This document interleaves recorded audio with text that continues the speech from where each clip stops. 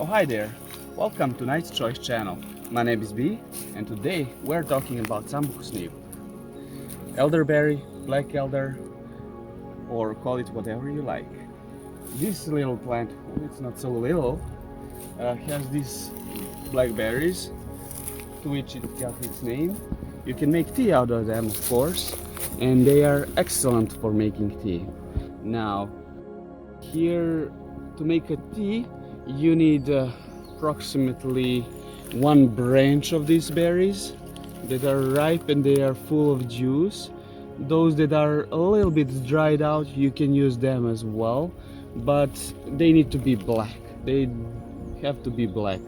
If they are green or lighter color, you need to toss them out because they are probably with a toxin that, when breaks down, creates hydrogen cyanide, which is very toxic for us, cause vomiting, nausea, diarrhea, you name it. So I'll accept of tea, which I'll put recipe here that you can check.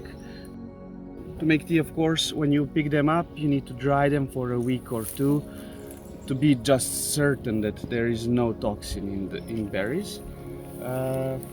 You can make marmalade and you can make candies. To make marmalade, you have a recipe here that you can use, and I'll put the video separate how to make marmalade, and to make candies I'll just put link here that you can use.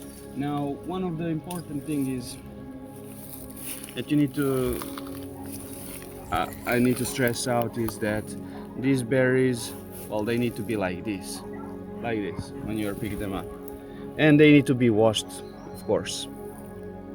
Thank you for watching this video. You have been an amazing audience.